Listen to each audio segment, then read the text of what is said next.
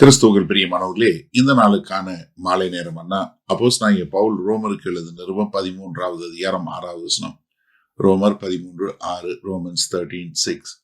இதற்காகவே நீங்கள் வரியையும் கொடுக்கிறீர்கள். அவர்கள் இந்த வேலையை பார்த்து வருகிற தேவ ஊழியக்காரர்களாய் இருக்கிறார்களே. அதாவது நம்ம மனசாட்சி நிமித்தம் நம்ம எல்லாத்துக்கும் கீழ்ப்படியணும் அப்படிங்கறத சொல்லிட்டாரு. அடுத்து அதை எப்படி நம்மளுடைய வாழ்க்கையில நடைமுறையில கடைபிடிக்க முடியும்?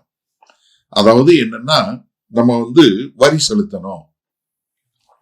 இதற்காகவே என்ன காரணம்?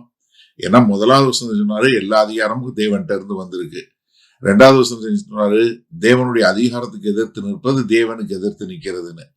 3வது வசனம் சொன்னாரு, அதிகாரிகள் யாருக்கு அந்த அதிகாரம் இருக்கு, அவங்க தீமைக்கு எதிராக தீமையை தடுப்பதற்காக. அது மாத்திரமில்ல, 4வது வசனம் சொன்னாரு, அவங்க எல்லாம் தேவனுடைய ஊழியக்காரங்களா இருக்குன்னாரு. 5வது வசனம் என்ன சொன்னாரு, நம்ம மனசாட்சி நிமித்தம் நம்ம கீழ்ப்படியணும். இது நிமித்தம், ஏன்னா இது பூரா தேவனுடைய திட்டம். It's a God's design. அப்ப நீங்க என்ன பண்ணணும்? அதுக்கு கீழ்ப்படையணும்.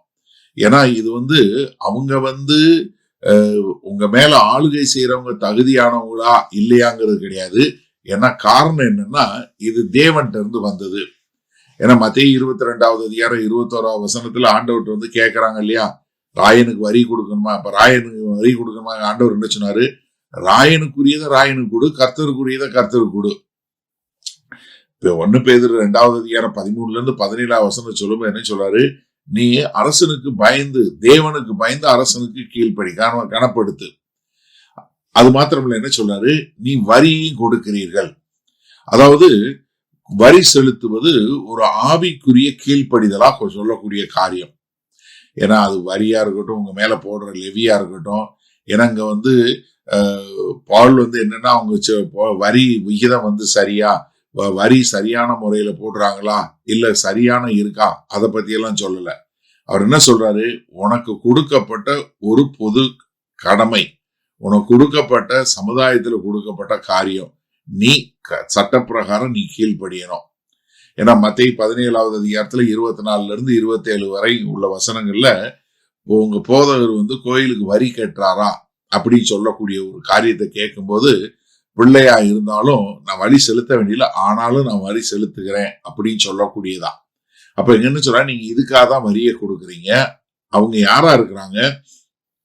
தேவனுடைய ஊழியக்காரனா இருக்கிறாங்க. அவங்க அரசாங்கத்துல வேலை பார்க்கக்கூடியவங்க தான், ஆபீஸ் தான், எல்லாம் தான். ஆனால் அவங்க என்ன, நீதியின் பிரகாரம் தேவனுக்கென்று தேவனுடைய ஊழியக்காரர்களாய் தேவனுடைய காரியத்தை செய்யக்கூடிய மக்களாக. அதனால என்ன பண்ண, தேவனுடைய வேலையை செய்து பார்த்து வருகிற அவங்க என்ன, முழுவதுமாய் தங்களை அர்ப்பணித்து தேவனுக்கென்று தொடர்ச்சியா இந்த காரியத்தை செய்து கொண்டிருக்கிறாங்க. அதனால நீங்க என்ன பண்ணு, அவங்களுக்கு செலுத்த வேண்டிய ஒரு காரியத்தை நீங்க செலுத்துங்க. ஏன்னா ரோமர் 12:18 சொல்லும் என்ன சொன்னாரு, எல்லா மனிதரோடும் சமாதானத்தோடு வாழ இது பண்ணுங்க. அப்ப நீங்க என்ன பண்ணணும்? சமாதானத்தை இது பண்ணுவதற்கு நீங்க வரி கொடுக்கக்கூடியதாக இருக்க வேண்டும். சரி, இந்த நாள்ல இந்த வசனத்தை நம்ம எப்படி எடுத்துக்கொள்வது? அதாவது அப்போஸ்தலனாகிய பவுல் இங்க வரி செலுத்துவது ஒரு ஆராதனையோடு ஒப்பிட்டு சொல்லக்கூடிய காரியம். இப்ப நீங்க பாத்தீங்கன்னா, முதல்ல கர்த்தத்துவத்தை சொல்லி கொடுக்கிறார். எல்லா அதிகாரமும் கர்த்தர்ட்ட இருந்து வந்ததுன்னு. அடுத்து எத்திக்ஸ் சொல்லுவோம் இல்லையா, நீதியின்படி சரி, உங்களுடைய மனசாட்சியின்படி. இப்ப நீங்க வரி செலுத்துவது என்ன, அதை நீங்க அதை கீழ்ப்படியக்கூடிய, அதை உங்க வாழ்க்கையில கடைபிடிக்கக்கூடிய ஒரு காரியமா. அப்ப ஒரு கிறிஸ்தவன் வரி செலுத்துவது என்பது அவனுக்கு கொடுக்கப்பட்ட ஒரு கட்டளை, அவன் அதற்கு கீழ்ப்படியணும். ஏன்னா நம்ம மேல வரி வசூலிக்கக்கூடிய மக்கள், நாங்க எங்க ஊர்ல HMRC சொல்லுவோம், யூஎஸ்ல IRS சொல்லுவாங்க, இந்தியால IT சொல்லுவாங்க.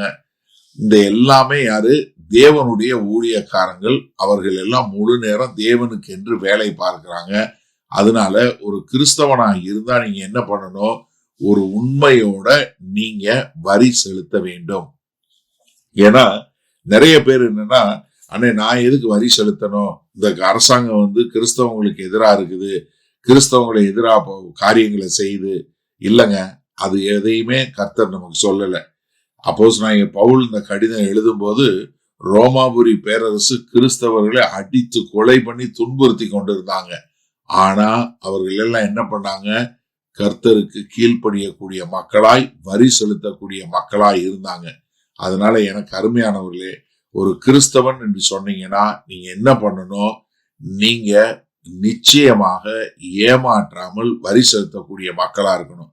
ஏன்னா நிறைய பேருக்கு கவர்மெண்ட்டை ஏமாத்திட்டு கொண்டு போய் காணிக்கை போடக்கூடிய மக்கள் இருக்கிறாங்க. ஒரு கிறிஸ்தவன் அப்படி வாழவே முடியாது, வாழவும் கூடாது. அப்போ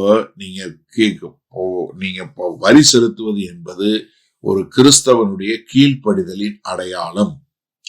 வல்லபிதாவே, இந்த அருமையான நல்ல நாளுக்காய் நின்றி இந்த செய்தியை கேட்டுக்கொண்டிருக்கிற யாராவது இதற்கு முன்பு அப்படி செய்யாதவர்களாய் இருந்தால், ஆண்டவரே, இன்றைக்கே மனம் திரும்பி வரி செலுத்தக்கூடிய மக்களாய் வாழ எங்கள் தேவன் கிருபை பாராட்டுங்க. ஆம் ஆண்டவரே, இதோ ஒரு கிறிஸ்தவனுடைய கீழ்ப்படிதலின் அடையாளம் வரி செலுத்துவதாய் இருக்கிறது என்பதை புரிந்து கொண்டோம். நாங்கள் உண்மையாய் வாழ எங்களை ஒப்புக் கொடுக்கிறோம். இயேசு கிறிஸ்துவின் மூலம் பிதாவே, ஆமென். கர்த்தர் உங்களை ஆசீர்வதிப்பாராக. நாம் நாளை காலை தினசரி தியானத்துல சந்திப்போம். Good night.